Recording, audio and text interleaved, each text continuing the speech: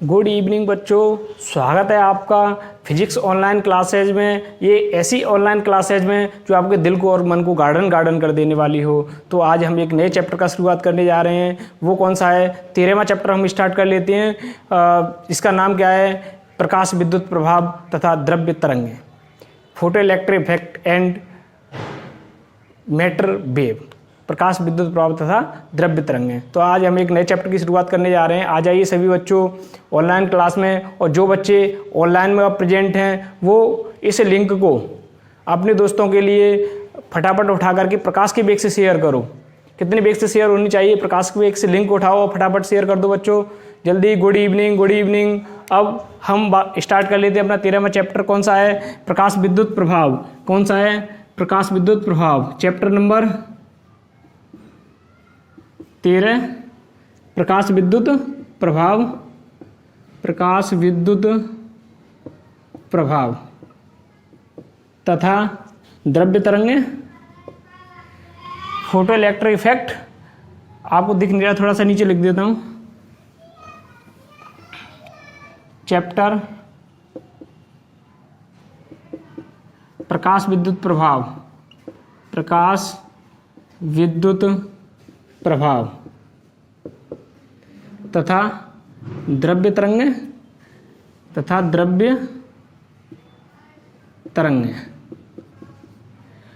हमारे चैप्टर का नाम क्या है? प्रकाश विद्युत प्रभाव तथा द्रव्य तरंगें। तो प्रकाश से संबंधित आप 12वां और 11वां चैप्टर भी पढ़ोगे। तो इससे पहले 2 चैप्टर और दिए हुए हैं, 11वां और 12वां, वो प्रकाश से ही संबंधित है। तो मैंने आपको एक वीडियो में 11वें चैप्टर की पहली वीडियो बनाई थी, प्रकाश का इतिहास। बच्चे उस वीडियो को जरूर देख लें, उसमें आपको प्रकाश की पूरी हिस्ट्री के बारे में पता चल जाएगा। लेकिन हम यहाँ स्टार्ट करते हैं। देखो, प्रकाश के 2 सिद्धांतों के बारे में। कहाँ से स्टार्टिंग करेंगे? प्रकाश के 2 सिद्धांत प्रचलित हैं। वर्तमान में कितने सिद्धांत प्रचलित हैं बच्चों? 2 सिद्धांत। तो हम उसको स्टार्ट कर लेते हैं कि जो प्रकाश है, प्रकाश के कितने सिद्धांत हैं? 2 सिद्धांत हैं। एक कौन सा सिद्धांत है? विद्युत चुम्बकीय विकिरण सिद्धांत। विद्युत चुम्बकीय विकिरण। पहला सिद्धांत कौन सा है? विद्युत चुम्बकीय विकिरण सिद्धांत। और दूसरा कौन सा है? क्वांटम सिद्धांत। कौन सा है? क्वांटम, या आप कह सकते हो फोटोन सिद्धांत। फोटोन सिद्धांत। और एट प्रेजेंट में देखा जाए तो प्रकाश से संबंधित 2 सिद्धांत प्रचलित हैं। कौन कौन से हैं? विद्युत चुम्बकीय विकिरण सिद्धांत, या सिद्धांत और लगा लो। और दूसरा कौन सा है? क्वांटम या फोटोन सिद्धांत। तो विद्युत चुम्बकीय विकिरण सिद्धांत किसने दिया था? मैक्सवेल साहब ने। किसने दिया था? साइंटिस्ट का नाम क्या है? मैक्सवेल। साइंटिस्ट का नाम क्या है? मैक्सवेल। क्वांटम सिद्धांत किसने दिया था? प्रकाश की क्वांटम प्रकृति किसने दी थी?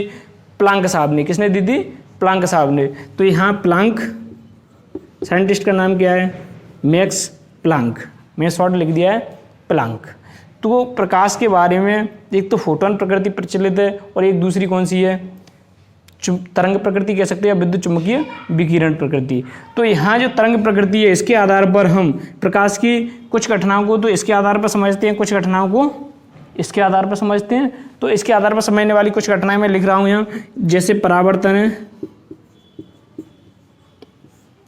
अब ये जो प्रकाश है, प्रकाश के बारे में विस्तृत हिस्ट्री के लिए मैं बता रहा हूँ कि आपको कहाँ से जाननी है। 11वें चैप्टर की मैंने पहली वीडियो डाली है, उसमें बहुत ही अच्छे से, बहुत ही आपको अच्छा इंटरेस्ट आएगा उसमें, और आप उस वीडियो को जरूर देखें। तो आपको प्रकाश की हिस्ट्री के बारे में पता चलेगा कि प्रकाश रियली है क्या। तो वहाँ आपको प्रकाश की प्रॉपर रूप से डेफिनेशन भी मिलेगी। तो देखो, यहाँ विद्युत चुम्बकीय विकिरण सिद्धांत में कौन कौन सी घटनाएं आएंगी प्रकाश की? परावर्तन, अपवर्तन, और बताओ बच्चों जल्दी। व्यतिकरण, विवर्तन, ध्रुवण। कमेंट में आना चाहिए व्यतिकरण। जिन बच्चों ने 11वां चैप्टर मैंने पढ़ाया ऑफलाइन में, वो बच्चे जल्दी से जल्दी फटाफट कमेंट बताते चलें। व्यतिकरण, विवर्तन। नेक्स्ट बताओ ध्रुवण। और क्या आएगा? प्रकीर्णन और वर्ण विक्षेपण। वर्ण विक्षेपण। प्रकाश की इन घटनाओं को किसके द्वारा सिद्ध किया जा सकता है? प्रकाश की तरंग प्रकृति द्वारा। किसके द्वारा?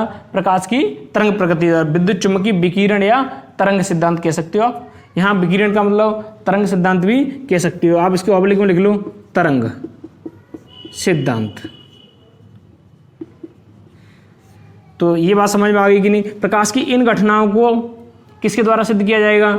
विद्युत चुम्बकीय विकिरण या तरंग सिद्धांत द्वारा। प्रकाश की कुछ अन्य घटनाएं हैं, जैसे प्रकाश विद्युत प्रभाव। अब प्रकाश विद्युत प्रभाव लिखते ही आपके दिमाग में ऑटोमेटिक आ गया होगा बच्चों, देखो प्रकाश विद्युत प्रभाव हमारा चैप्टर भी क्या है? प्रकाश विद्युत प्रभाव है या नहीं है? एक अन्य टॉपिक इसमें और जुड़ा हुआ है, द्रव्य तरंगें, वो भी इसी से रिलेटेड है। वो मैं आपको बताऊं किस प्रकार से रिलेशन है इनके मध्य में। तो प्रकाश विद्युत प्रभाव, विद्युत प्रभाव। सेकंड क्या है? कॉम्पटन प्रभाव, कॉम्पटन प्रभाव। फिर क्या है? रमन प्रभाव। तो प्रकाश की इन तीन घटनाओं को किसके द्वारा सिद्ध किया जाता है, या किसके द्वारा आप इनको शो कर सकते हो कि ये घटनाएं प्रकाश की इस प्रकृति द्वारा होती हैं? तो क्वांटम सिद्धांत द्वारा। किसके द्वारा? क्वांटम सिद्धांत द्वारा या प्रकाश की फोटोन प्रकृति द्वारा। अब बात आती है क्वांटम सिद्धांत क्या है, प्रकाश की फोटोन प्रकृति क्या है, तो उसी के बारे में हम इस अध्याय में पढ़ेंगे। तो देखो यहाँ जो क्वांटम सिद्धांत है फोटोन प्रकृति, इसका मतलब ये है प्रकाश एक ऊर्जा के बंडलों के रूप में, पैकेटों के रूप में, या यहाँ एक रूप से ये कह सकते हो कि ऊर्जा के पैकेट या बंडल, उनको एक कणीय प्रकृति कह सकते हो। तो यहाँ एक कणीय व्यवहार है।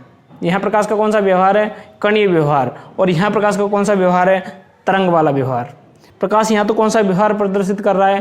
तरंग। और यहाँ क्या प्रदर्शित कर रहा है? कणीय व्यवहार प्रदर्शित कर रहा है। मैं ये नहीं कह रहा हूँ कण है, कणीय व्यवहार प्रदर्शित कर रहा है। यहाँ जो प्रकाश है उसको क्या माना गया है? ऊर्जा के पैकेट, ऊर्जा के बंडल माना गया है। तो यहाँ जिसको हम क्या कहते हैं, उस ऊर्जा के पैकेट या बंडल को हम कहते हैं फोटोन। क्या कहते हैं? फोटोन। इसलिए इसका नाम क्या है? क्वांटम सिद्धांत या फोटोन सिद्धांत। तो यहाँ तक ये बात समझ में आ गई। अब एक बात बताओ कि ये जो प्रकाश की घटना है, प्रकाश विद्युत प्रभाव, इसको किसके द्वारा समझा जा रहा है? क्वांटम सिद्धांत द्वारा।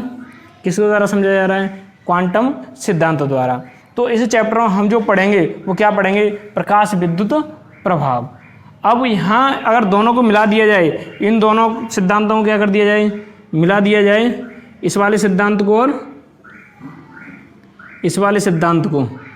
तो आपको पता है चीटिंग करने वाले एक साइंटिस्ट हैं, ऐसा नहीं चीटिंग करते हैं वो, लेकिन मैं कह रहा हूँ कि उन्होंने ज़्यादातर आपने देखा होगा जो आइंस्टीन साहब हैं वो किसी के आधे अधूरे प्रयोग को लेकर के कंप्लीट कर देते हैं। तो आप कह सकते हो चीटिंग करने वाले हैं, लेकिन ऐसा नहीं है, क्योंकि ईश्वर ने उनको ब्रेन दिया है, दिमाग दिया है, इसलिए वो किसी आधे अधूरे सिद्धांत को भी तो पूरा कर रहे हैं। तो देखो आइंस्टीन साहब ने क्या कहा था कि विद्युत चुम्बकीय विकिरण सिद्धांत और क्वांटम सिद्धांत को दोनों को कंबाइन कर दिया। क्या कर दिया? कंबाइन कर दिया, जोड़ दिया। उन्होंने कहा प्रकाश की द्वैत प्रकृति होती है। कैसी प्रकृति होती है? द्वैत प्रकृति के, दोनों ही प्रकृति होती है, डुअल नेचर ऑफ लाइट, प्रकाश की द्वैत प्रकृति होती है। ये किसने कहा था? आइंस्टीन साहब ने। तो आइंस्टीन ने द्वैत प्रकृति सिद्धांत दिया था। आइंस्टीन का द्वैत प्रकृति सिद्धांत। तो जो आइंस्टीन ने कौन सा सिद्धांत दिया था? इन दोनों को मिलाकर के। किसको? एक तो विद्युत चुम्बकीय तरंग सिद्धांत को और क्वांटम सिद्धांत को मिलाकर के उन्होंने एक नया सिद्धांत दिया था, आइंस्टीन का द्वैत प्रकृति सिद्धांत। और इन्होंने कहा था प्रकाश की द्वैत प्रकृति होती है, वो फोटोन प्रकृति भी होती है और तरंग प्रकृति भी होती है। ये कब होती है, कैसे होती है, वो इन्होंने इसको समझाया था। कब फोटोन होगी, कब तरंग प्रकृति होगी, इसको हम इस अध्याय में पढ़ेंगे कि कब फोटोन होगी, कब तरंग प्रकृति होगी। इसी पर आधारित आपका 13वां चैप्टर है। तो 13वें चैप्टर की थीम समझ में आ गई कि 13वें चैप्टर में हम पढ़ने क्या जा रहे हैं? एक तो प्रकाश की द्वैत प्रकृति के बारे में पढ़ने जा रहे हैं, फोटोन के बारे में पढ़ने जा रहे हैं, और किसके बारे में पढ़ने जा रहे हैं? प्रकाश विद्युत प्रभाव, फोटो इलेक्ट्रिक इफेक्ट। तो सबसे पहले हमारा टॉपिक क्या है? प्रकाश विद्युत प्रभाव। तो इतने का स्क्रीनशॉट लो बच्चों जल्दी। अब हमारा टॉपिक क्या है? प्रकाश विद्युत प्रभाव। हमारा टॉपिक क्या है? प्रकाश विद्युत प्रभाव।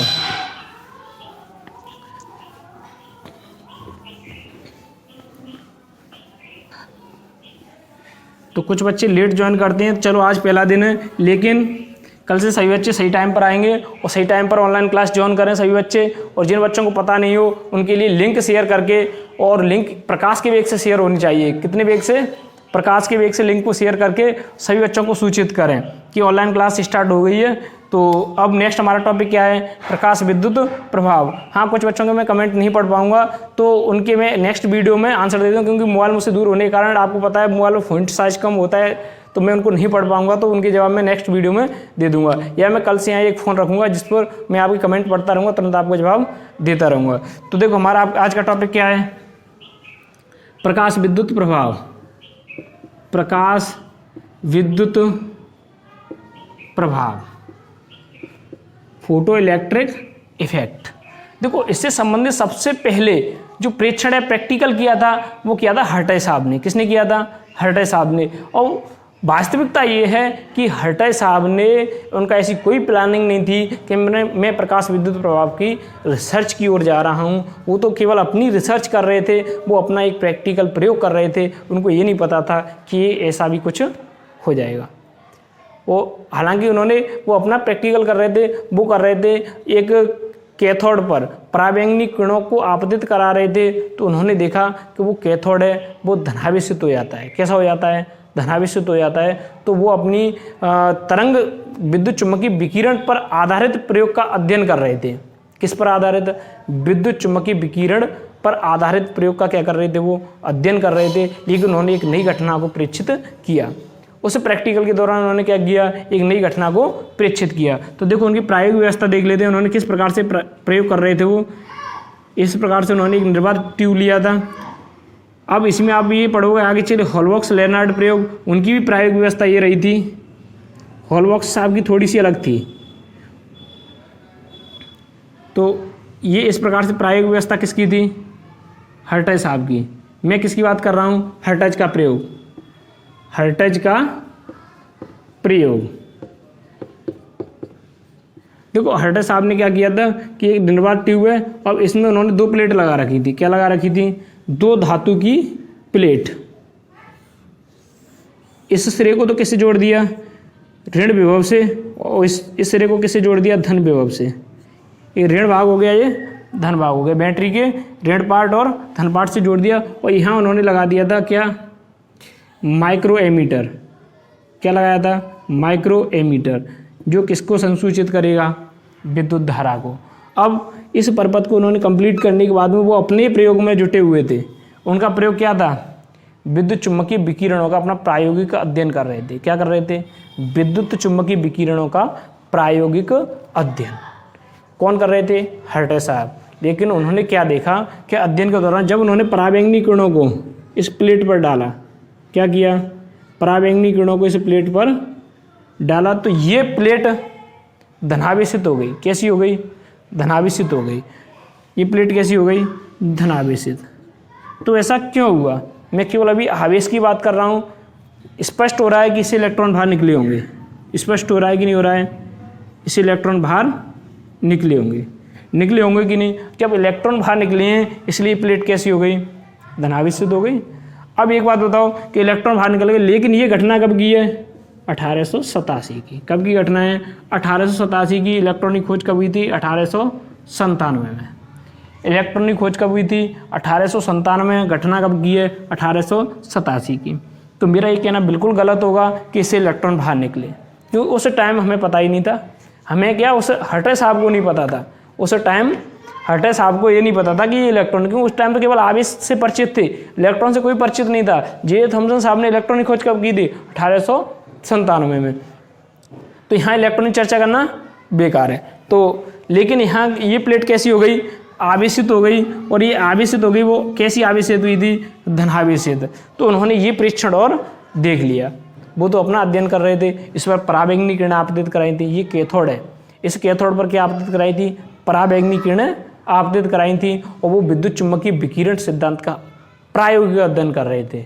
अभी मैंने आपको 2 सिद्धांत बताए, विद्युत चुम्बकीय विकिरण सिद्धांत और क्वांटम या फोटोन सिद्धांत। तो उसमें से वो प्रकाश की तरंग प्रकृति से संबंधित जो पहला सिद्धांत है उसके बारे में प्रायोगिक अध्ययन कर रहे थे। और उन्होंने ये देखा कि पराबैंगनी किरणों को जब कैथोड भाग पर, कैथोड प्लेट पर जब उन्होंने आपतित कराया तो वो धनावेशित हो गई। कैसी हो गई?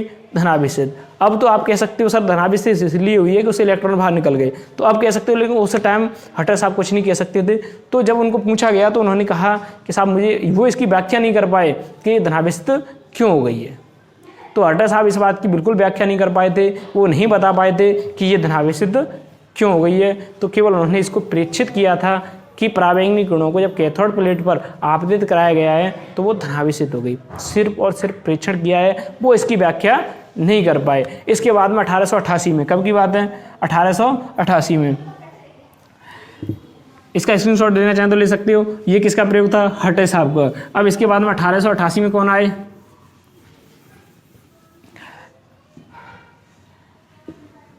हॉलबॉक्स और लियोनार्ड, हॉलबॉक्स और लियोनार्ड। तो मैं सबसे पहले हॉलबॉक्स प्रयोग की बात कर लेता हूं। हॉलबॉक्स का प्रयोग, हॉलबॉक्स साहब कब आए थे, 1888 की बात है। कब की बात है, 1888 की, और इनकी जस्ट 1 साल बाद ही है। अब इन्होंने इस घटना को देखा, हर्टर साहब ने जो प्रयोग किया था उस प्रयोग को देखा, उसका अध्ययन किया, तो उन्होंने कहा कि इस प्रयोग को एक दूसरे तरीके से किया जाए।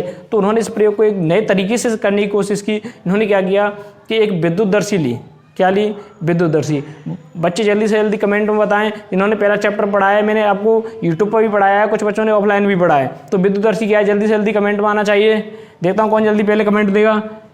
तो देखो विद्युतदर्शी पर इन्होंने क्या किया था कि जो विद्युतदर्शी है, एक विद्युतदर्शी उपकरण लिया था। विद्युतदर्शी क्या करता है बताओ जल्दी। तो विद्युतदर्शी पदार्थ पर उपस्थित आवेश को क्या करता है, संसूचित करता है कि नहीं करता है।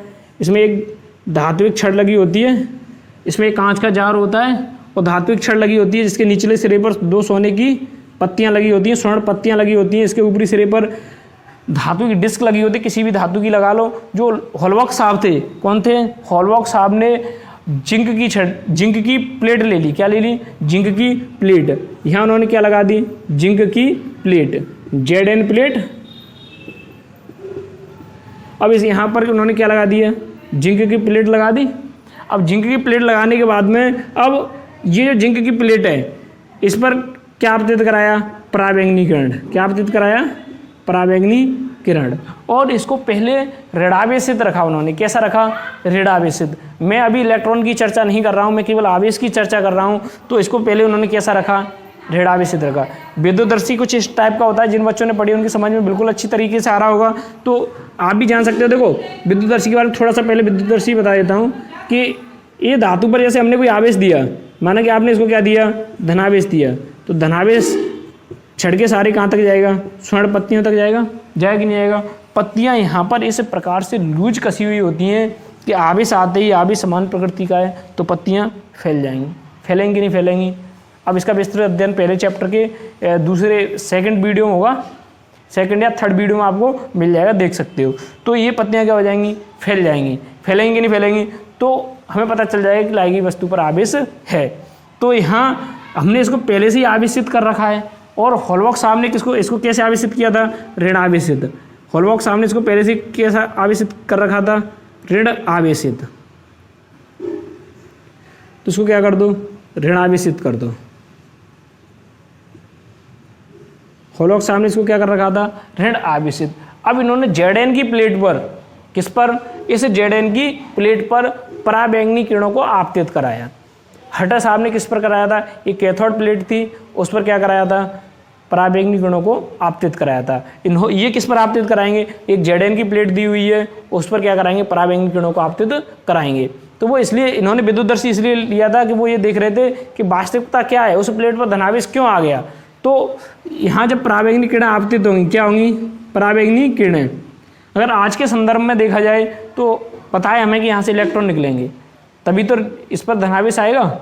तो यहाँ देखा गया कि ये ऋणावेश कैसा हो गया था, न्यूटन हो गया। कुछ समय बाद ऋणावेश कैसा हो गया, न्यूटन हो गया। अर्थात ऋणावेश इस छड़ से गायब हो गया। इन पत्तियों से ऋणावेश क्या हो गया, गायब हो गया। तो गायब हो जाएगा तो ये पत्तियाँ क्या हो जाएंगी, सिकुड़ जाएंगी। हमें तभी तो पता चलेगा। अब इस Zn की प्लेट पर पराबैंगनी किरणों को आपतित कराया। ये प्लेट पहले से ऋणावेशित थी, प्लेट पहले से क्या थी, ऋण आवेशित थी, और ऋण आवेशित थी तो ऋण आवेश के कारण ये पत्तियां पहले से फैली हुई थी। पत्तियां फैली हुई थी, इसका मतलब हमें पता है इस पर आवेश था, ऋण आवेश था। और जैसे ही हमने पराबैंगनी किरणों को इस प्लेट पर आपतित कराया तो प्लेट धनावेशित होगी, लेकिन ये पहले से ऋणावेशित है तो फिर क्या हो जाएगी, उदासीन हो जाएगी। होगी कि नहीं होगी? अरे ये प्लेट नॉर्मल होती, इसमें पराबैंगनी किरण आपतित होती तो धनावेशित होती, और जब पहले से ऋण आवेशित है तो पहले क्या होगी, वो उदासीन होगी। होगी कि नहीं होगी? तो जैसे ही इस पर पराबैंगनी किरणों को आपतित कराया तो प्लेट कैसी हो गई, उदासीन हो गई। इसका मतलब इससे आवेश कहीं गायब हो गया। जैसे पराबैंगनी किरणों को आपतित कराते ही ऋणावेश क्या हो गया, गायब हो गया बिल्कुल।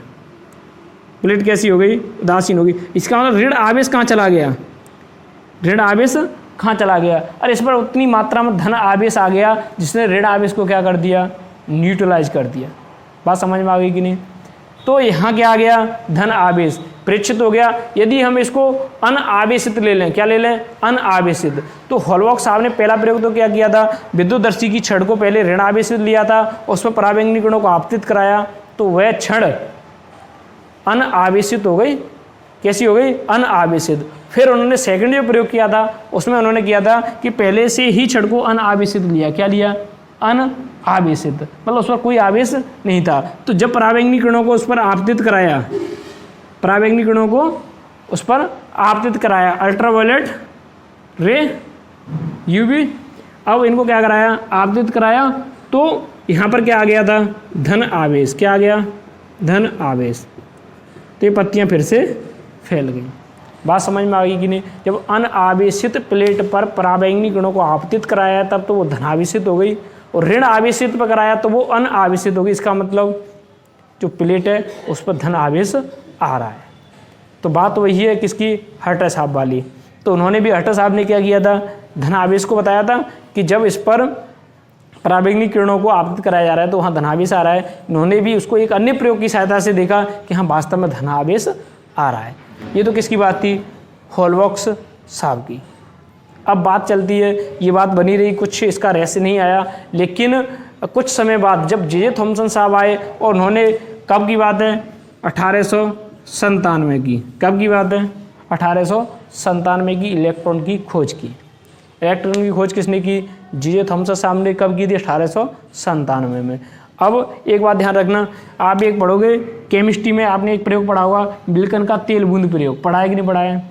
जल्दी से जल्दी बच्चे कमेंट्स में बताएं, मिल्कन का तेल बूंद प्रयोग केमिस्ट्री में आपने पढ़ा है कि नहीं पढ़ा है? तो वो क्या काम आता है, उससे हम क्या ज्ञात करते हैं, जल्दी बताओ कमेंट्स में, जल्दी से जल्दी आंसर आना चाहिए।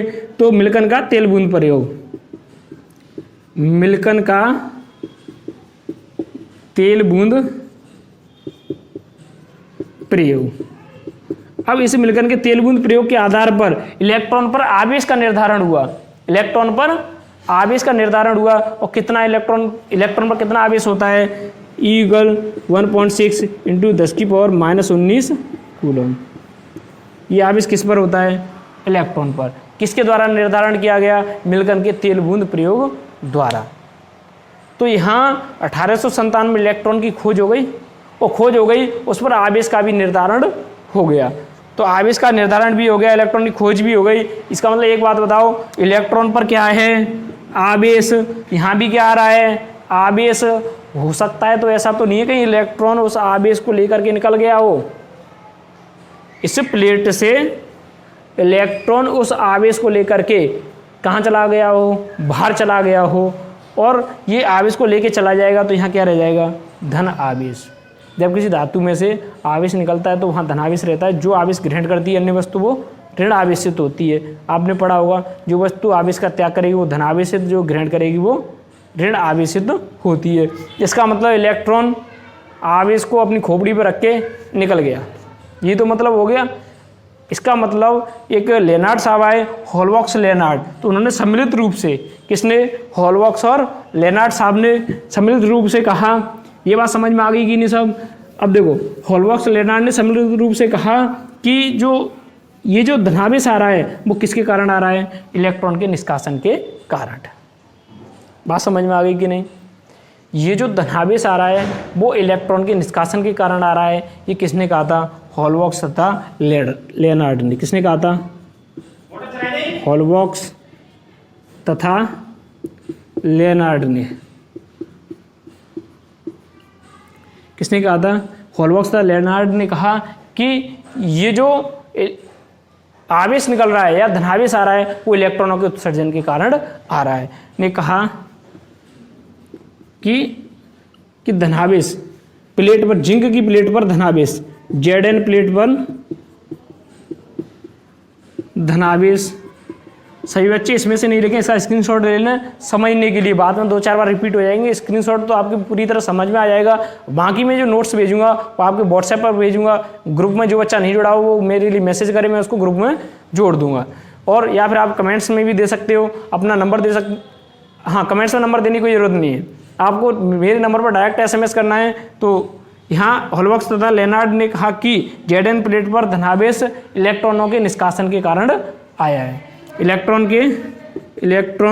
के निष्कासन से उत्पन्न हुआ है। ये निष्कर्ष निकाल लिया किसने? हॉलबॉक्स और लेनार्ड साहब ने। निष्कर्ष क्या आया है? इलेक्ट्रॉनों के निष्कासन के कारण क्या हो गया है?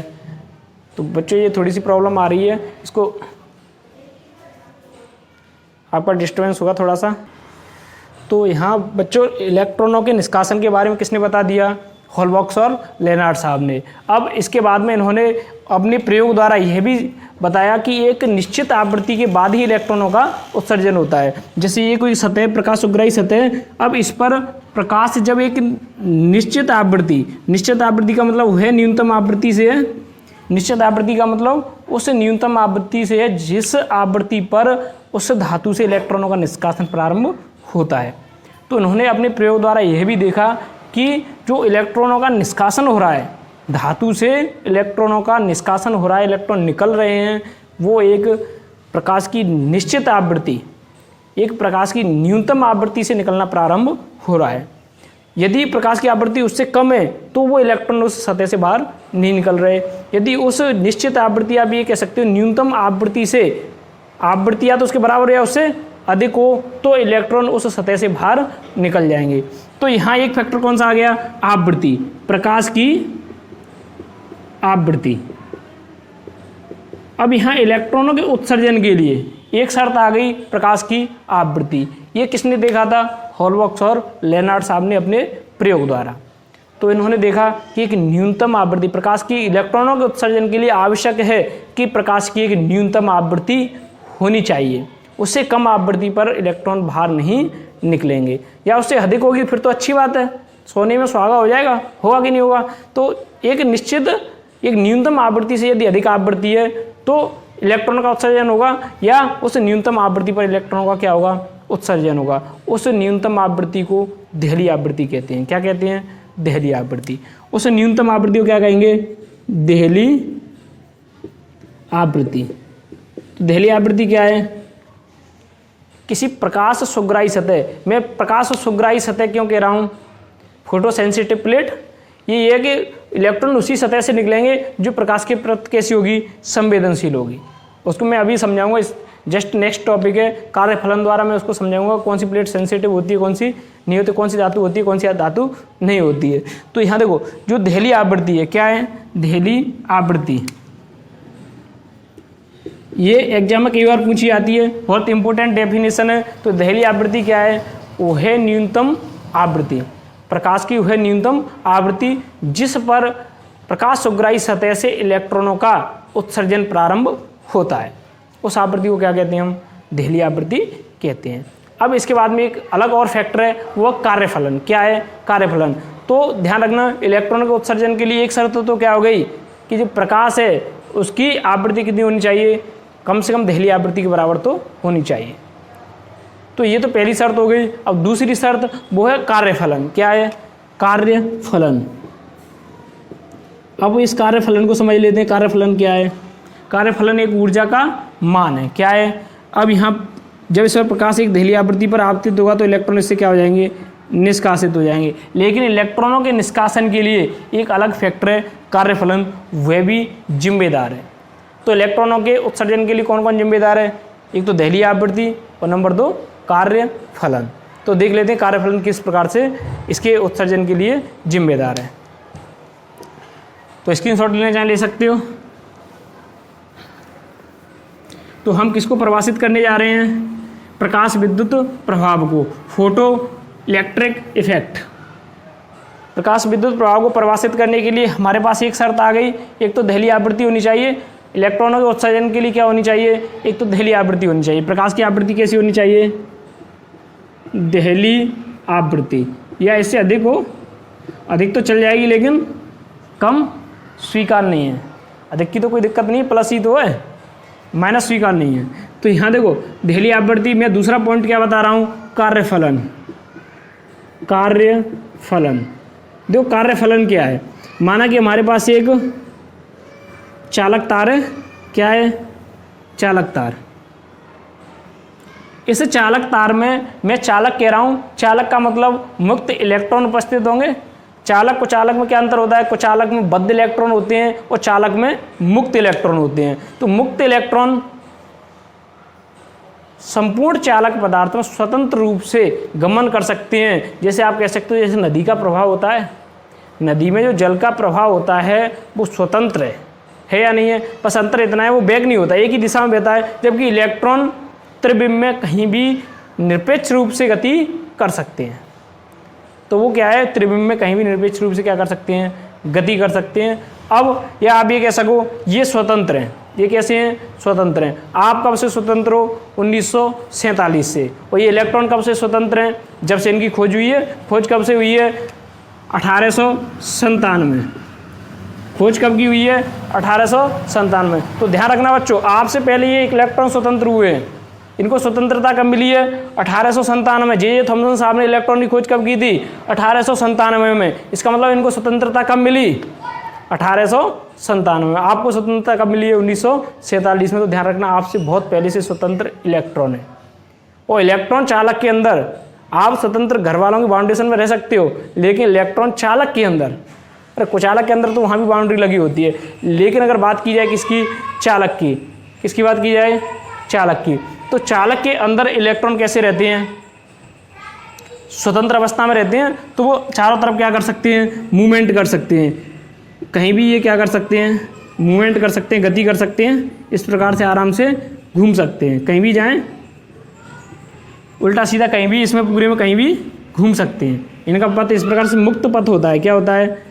चालक के अंदर इलेक्ट्रॉन का मुक्त पथ होता है। तो आपके दिमाग में एक प्रश्न जरूर उठ रहा होगा कि सर तो ये उस चालक से बाहर क्यों नहीं जाते? सही बात है आपकी कि ये चालक से बाहर क्यों नहीं जाते।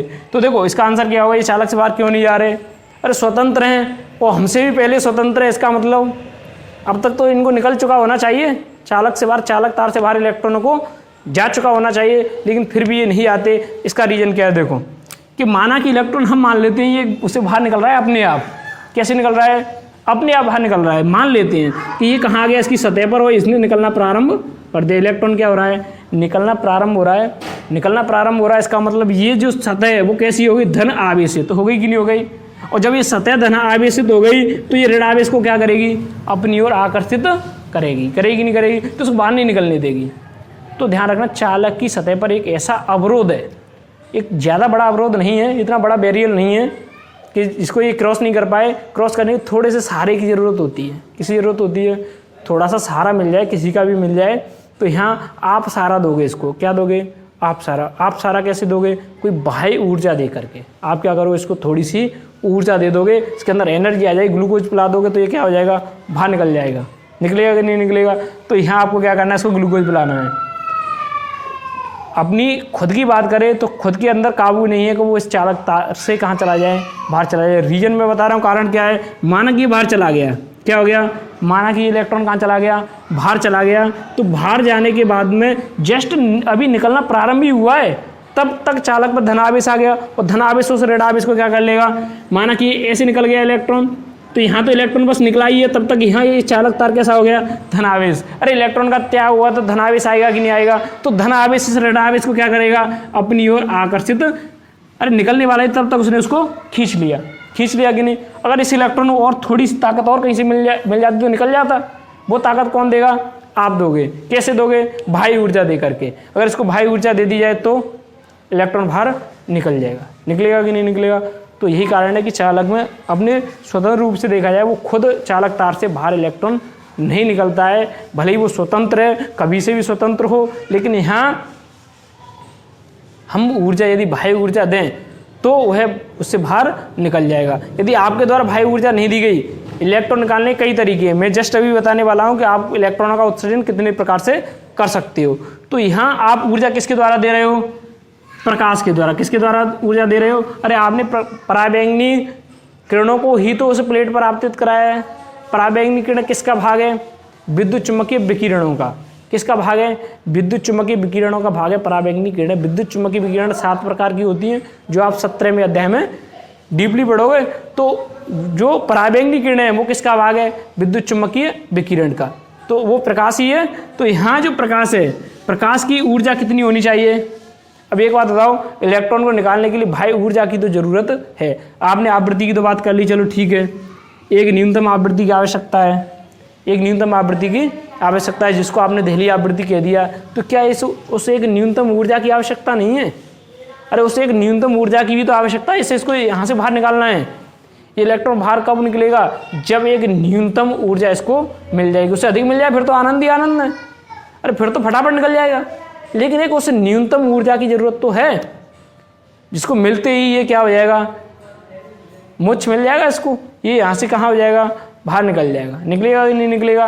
बात समझ में आ गई कि नहीं? तो वो जो न्यूनतम ऊर्जा की आवश्यकता है उसको हम कहेंगे कार्य फलन।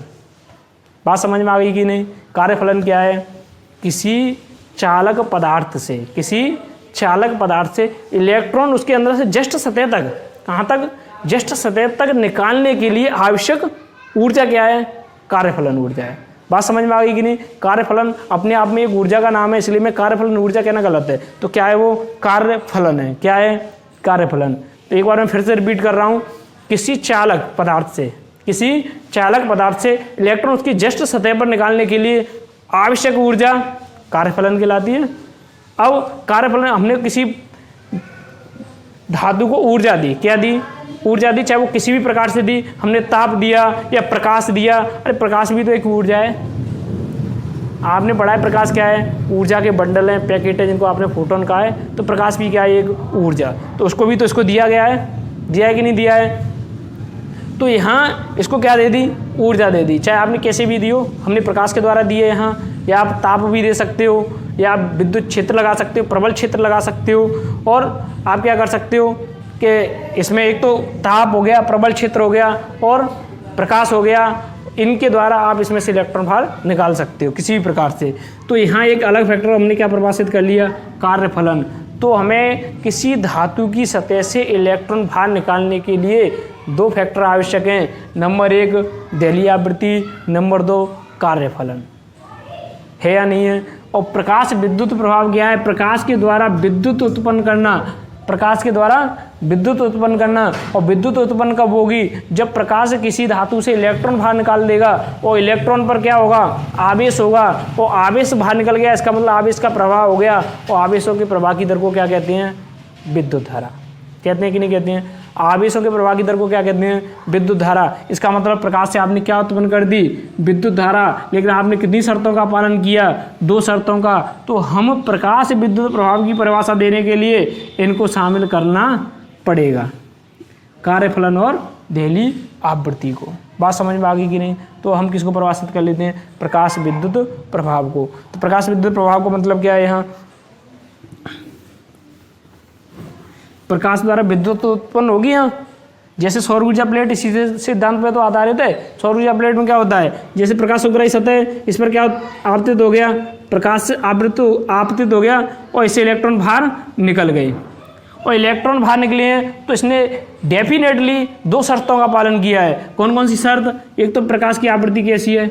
देहली आवृत्ति, अर्थात एक न्यूनतम आवृत्ति है जहाँ से इलेक्ट्रॉन का उत्सर्जन प्रारंभ हुआ है। न्यूनतम वह आवृत्ति यहाँ से इलेक्ट्रॉनों का उत्सर्जन प्रारंभ हुआ है। और एक दूसरी क्या है? कार्यफलन। इसने 2 शर्तों का पालन करते हुए इलेक्ट्रॉन कहाँ निकल गया है? बाहर निकल गया है। अब इसको ही हमने क्या कहा है? अब ये इलेक्ट्रॉन बाहर निकल गया, इलेक्ट्रॉन पर क्या है, आवेश, तो आवेशों का प्रवाह हो गया, वो आवेशों के प्रवाह की दर को क्या कहते हैं, विद्युत धारा। तो जब आवेशों के प्रवाह की विद्युत धारा कहते हैं तो हमें क्या उत्पन्न हो गई, विद्युत उत्पन्न हो गई। तो किसके द्वारा उत्पन्न हुई है, प्रकाश के द्वारा हमें क्या उत्पन्न हो गई, विद्युत उत्पन्न हो गई। इसी को हम क्या कहेंगे, प्रकाश विद्युत प्रभाव। अब इसको प्रॉपर रूप से परिभाषित कर लेते हैं। देखो कैसे परिभाषित करेंगे। प्रकाश सुग्राही सतह पर, प्रकाश सुग्राही सतह पर जब एक विशिष्ट आवृत्ति का, किसका, विशिष्ट आवृत्ति, दहलीय आवृत्ति है, जब किसी प्रकाश सुग्राही सतह पर एक विशिष्ट आवृत्ति का तथा एक न्यूनतम कार्यफलन का जब प्रकाश आपतित कराया जाता है, जब न्यूनतम कार्यफलन का प्रकाश आपतित कराया जाता है तो उस प्रकाश सुग्राही सतह से इलेक्ट्रॉन बाहर निकल जाते हैं। तो इस घटना को, प्रकाश की इस घटना को आप क्या कहोगे, प्रकाश विद्युत प्रभाव। समझ में आ गया कि नहीं। प्रकाश विद्युत प्रभाव क्या है, जब किसी प्रकाश सुग्राही सतह पर एक विशिष्ट आवृत्ति का प्रकाश आपतित कराया जाता है जिसकी ऊर्जा भी क्या हो, एक विशिष्ट हो, एक नियत ऊर्जा हो, वो किसके बराबर हो, कार्यफलन के बराबर या उससे अधिक। अरे कार्यफलन के बराबर या उससे अधिक हो, तब उस प्रकाश सुग्राही सतह से इलेक्ट्रॉनों का उत्सर्जन होता है। प्रकाश की इस घटना को प्रकाश विद्युत प्रभाव कहते हैं, फोटो इलेक्ट्रिक इफेक्ट कहते हैं।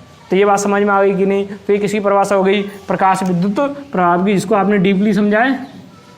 अब हम बात किसकी कर लेते हैं कि ये इलेक्ट्रॉनों का उत्सर्जन हो रहा है। मैंने आपको कितने तरीके बताए हैं, चार तरीके बताए हैं। चारों तरीकों को देखो मैं रिपीट कर देता हूँ यहाँ। तो अब देख लेते हैं हम इलेक्ट्रॉनों के उत्सर्जन की विधियाँ। देखो हम यहाँ जो इलेक्ट्रॉनों का उत्सर्जन पढ़ेंगे वो 4 प्रकार से पढ़ेंगे। कितने प्रकार से पढ़ेंगे, 4 प्रकार से। तो इलेक्ट्रॉन के उत्सर्जन की विधियाँ, इलेक्ट्रॉन के उत्सर्जन की विधियाँ। नंबर 1 अभी हमने पढ़ी है, इलेक्ट्रॉन किसके द्वारा उत्सर्जित हो रहा था, प्रकाश के द्वारा। उत्पन्न क्या हो रही थी, विद्युत। तो प्रकाश विद्युत उत्सर्जन पहला कौन सा हो जाएगा, प्रकाश विद्युत उत्सर्जन। पहला क्या होगा, प्रकाश विद्युत उत्सर्जन। प्रकाश के द्वारा इलेक्ट्रॉन का उत्सर्जन जस्ट हमने पहले पढ़ाया, अभी पढ़ाया। तो कैसे होता है प्रकाश विद्युत प्रभाव, जस्ट मैंने पहले अभी समझाया है। जब किसी प्रकाश सुग्राही सतह पर, जब किसी प्रकाश सुग्राही सतह पर, अब प्रकाश सुग्राही का मतलब यहाँ क्या है, मैंने एक शब्द बताया आपको, कार्यफलन। क्या बताया है, कार्यफलन। कार्यफलन का मतलब ये है कि वह न्यूनतम ऊर्जा, वह न्यूनतम ऊर्जा जिस पर धातु की सतह, इलेक्ट्रॉन धातु की जस्ट सतह पर उत्सर्जित हो जाते हैं, होते कि नहीं होते हैं। इससे जस्ट इलेक्ट्रॉन कहाँ आ जाएँ, धातु से जस्ट बाहर आ जाएं, उसके लिए आवश्यक ऊर्जा, वह आवश्यक न्यूनतम ऊर्जा क्या है, कार्यफलन है। तो यहाँ जिस धातु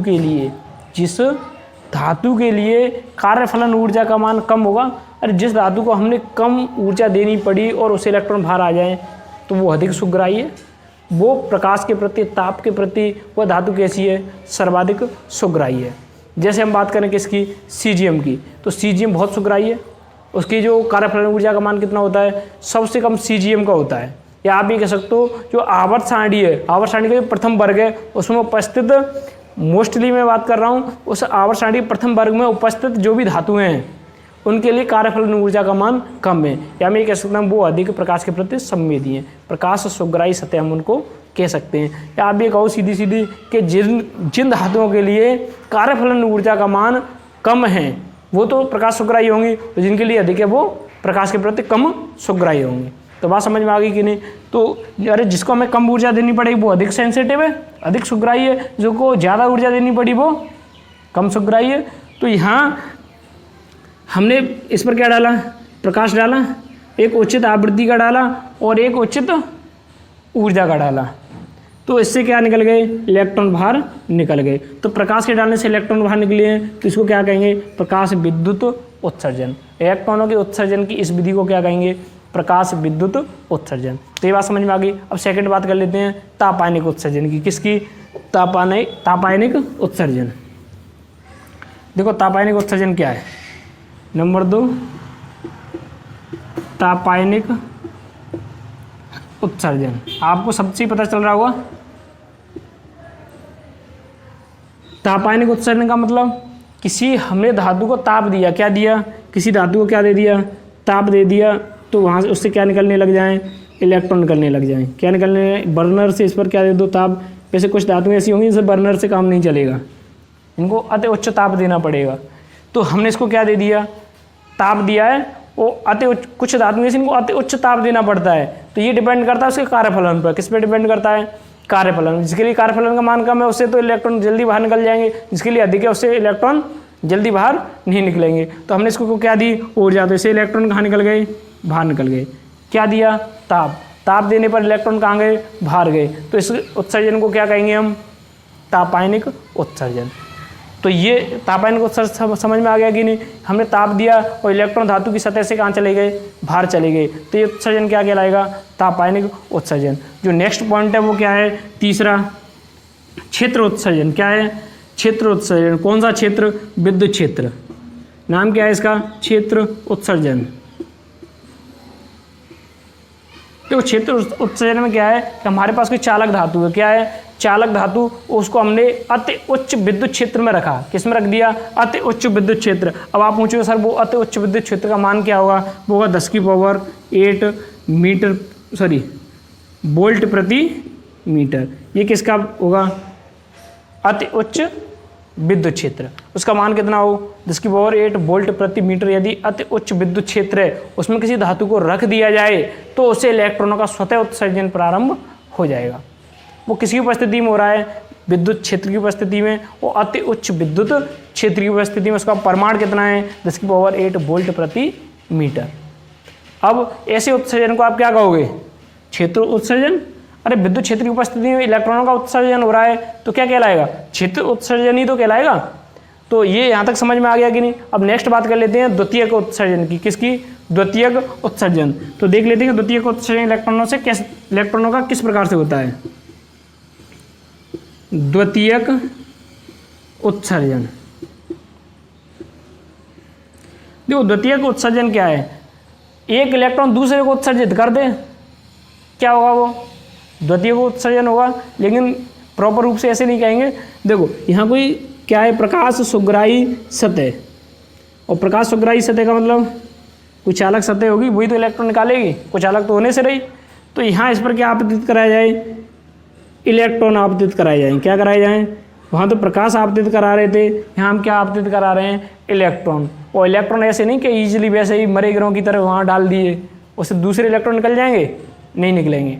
तो ध्यान रखना, जो इलेक्ट्रॉन का यहाँ इस पर जो इलेक्ट्रॉन आपतित कराएंगे अति उच्च वेग से, किससे, अति उच्च वेग से। जब हम किसी प्रकाश सुग्राही सतह पर, या हम ये कह सकते हैं किसी चालक सतह पर जब अति उच्च वेग से इलेक्ट्रॉनों को आपतित कराया जाता है, तो अति उच्च वेग का मतलब इलेक्ट्रॉन अपने आप में कुछ ऊर्जा लेके आ रहे हैं, लेके आ रहे हैं कि नहीं लेके आ रहे हैं। और जब वो अति उच्च वेग से इसके अंदर आ जाएंगे तो चालक के अंदर मुक्त इलेक्ट्रॉन होंगे, और मुक्त इलेक्ट्रॉनों को वो अपनी ऊर्जा क्या कर देंगे, स्थानांतरित कर देंगे। जब अपनी ऊर्जा किसको दे दी उन्होंने, मुक्त इलेक्ट्रॉन को, तो मुक्त इलेक्ट्रॉन कहाँ चले गए, बाहर। तो अति उच्च वेग से कुछ इलेक्ट्रॉन तो इसमें आ रहे हैं और कुछ इलेक्ट्रॉन इसमें से निकल रहे हैं। इसका मतलब ये तो प्राथमिक हो गए, ये द्वितीयक हो गए, तो इस इलेक्ट्रॉन को भी क्या कहेंगे, द्वितीयक इलेक्ट्रॉन। और इसको जब हमने द्वितीयक इलेक्ट्रॉन कहा है तो इस उत्सर्जन को क्या कहेंगे हम, द्वितीयक उत्सर्जन। बात समझ में आ गई कि नहीं। द्वितीयक उत्सर्जन शब्द कहाँ से आया, कि हमने अति उच्च वेग से किसी चालक सतह पर इलेक्ट्रॉनों का आघात कराया, उसको अति उच्च वेग से इलेक्ट्रॉन को आपतित कराया, तो उसमें उपस्थित मुक्त इलेक्ट्रॉन, उस धातु में उपस्थित अन्य मुक्त इलेक्ट्रॉन उस सतह से कहाँ चले गए, बाहर निकल गए। क्या हो गए, बाहर निकल गए। अब ये प्राथमिक इलेक्ट्रॉन, ये क्या हो गए, द्वितीयक इलेक्ट्रॉन। इसलिए इन जो इलेक्ट्रॉन बाहर निकले उनको द्वितीयक इलेक्ट्रॉन कहा जाएगा, और इस उत्सर्जन को क्या कहा जाएगा, द्वितीयक उत्सर्जन।